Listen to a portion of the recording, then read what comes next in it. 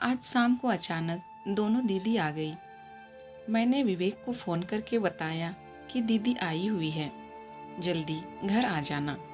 विवेक को फ़ोन कर दीदी लोगों को नाश्ता पानी देकर मैं रात के खाने की तैयारी में लग गई।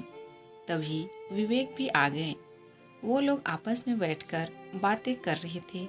तभी दोनों दीदी ने कहा, भाभी आप खाना तैयार रखो, हम अभी बड़े भैया के घर से होकर आते हैं।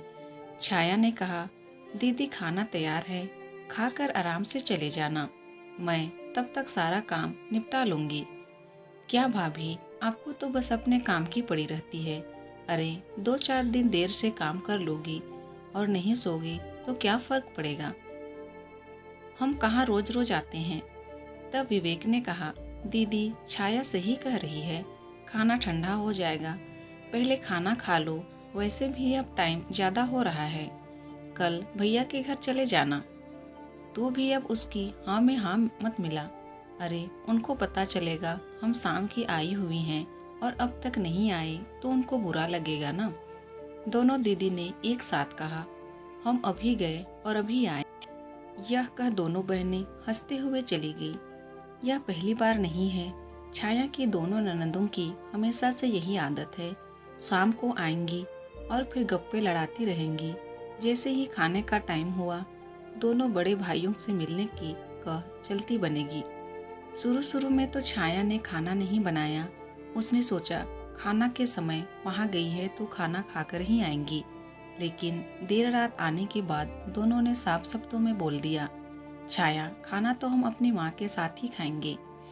हाँ तुम्हें देर होती हो तो सो जाया करो, हम बना लिया करेंगे।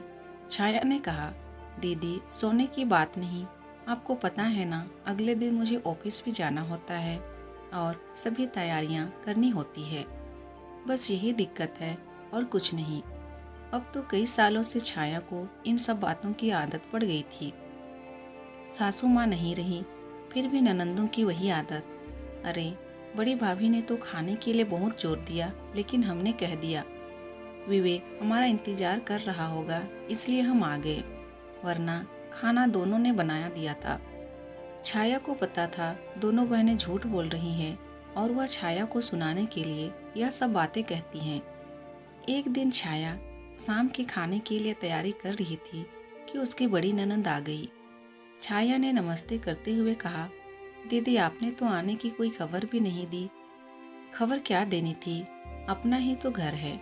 चाय नाश्ता देने के बाद छाया ने कहा, खाना भी तैयार है। यह सुन वह बोली, खाना तो मैं बड़े भैया के घर से आकर ही खाऊंगी, तुम्हें जल्दी है तो तुम लोग खा लो। ऐसी बात नहीं है दीदी, वह आज मेरा व्रत था ना, तो सोचा पहले बड़ों को खिला दूं, उसके बाद ही। भाई तुझे नियमों की इतनी ही चिंता है तो थोड़ी देर रुक जा, हमें भी तो दुनियादारी निभाने दे।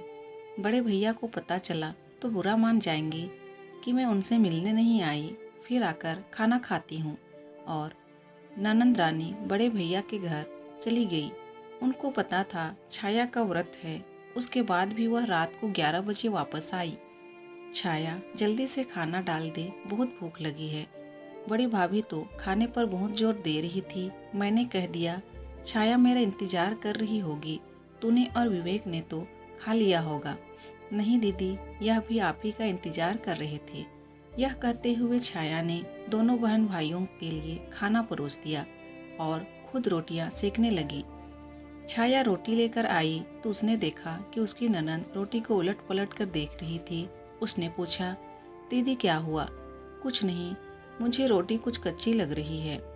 छाया, दीदी के लिए दूसरी रोटी ला दो, विवेक ने कहा।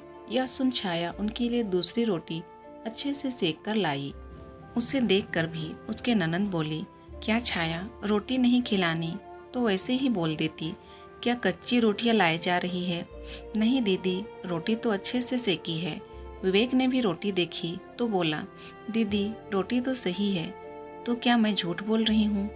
अरे ऐसी रोटियां तो हमारे यहाँ जानवरों को दी जाती है। मैं तो तुम दोनों की सोचकर वहाँ भी खाना छोड़ आई। बड़ी भाभी कितनी जिद कर रही थी, लेकिन मुझे तुम लोगों की फिक्र रहती है और तुम दोनों हो कि ऐसा कर रही हो। ना खिलानी हो तो साफ साफ मना कर दो। यह सुन छाया के आंसू निकल आए। अपने आप को संभालते हुए वह बोली, कैसे बात कर रही हो दीदी? आप इतनी सी बात को कहाँ से कहाँ लेकर जा रही हो? आपको कुछ कहना हो तो साफ साफ कहो।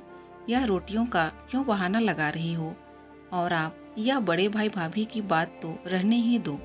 इतना तो आपको भी पता है कि वह आप सबकी कितनी परवाह करते हैं।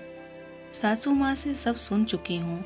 उनकी अवभगत के बारे में इतने सालों से मैं यही सुनती आ रही हूँ कि हमारे लिए सभी भाई बराबर हैं। आपके लिए होंगे, लेकिन उनके लिए आपका क्या महत्व है यह तो आपको भी पता है और मुझे भी। लेकिन मैं अपने मुंह से कुछ कहना नहीं चाहती, लेकिन आज आपके व्यवहार ने मुझे कहने पर मजबूर कर दिया। मैंने कभी भी आप लोगों की किसी बात का बुरा नहीं माना, लेकिन आज आपने मेरे आत्मसम्मान को ठेस पहुंचाई है।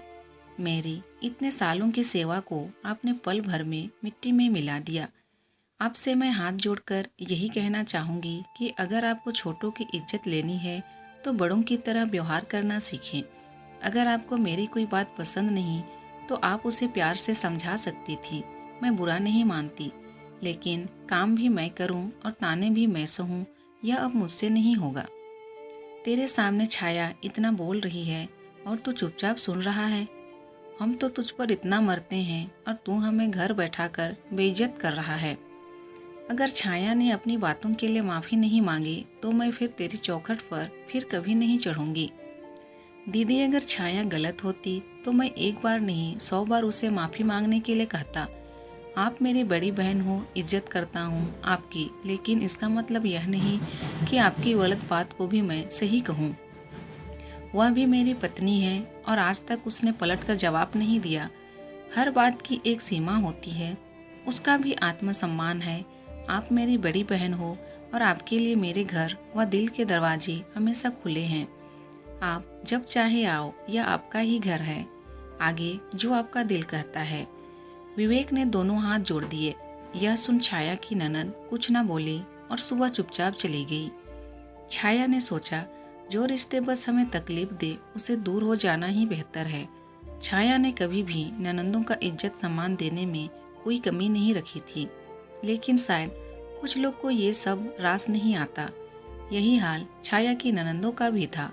अगर हम चाहते हैं सामने वाला हमें इज्जत दे तो बदले में हमें भी तो इज्जत और प्यार देना पड़ेगा ना, क्योंकि डरा धमका कर इज्जत नहीं पाई जाती। अगर वीडियो पसंद आए तो प्लीज़ वीडियो को लाइक कीजिए और अगर चैनल में नए हैं तो प्लीज़ मेरे चैनल को सब्सक्राइब कर दीजिए।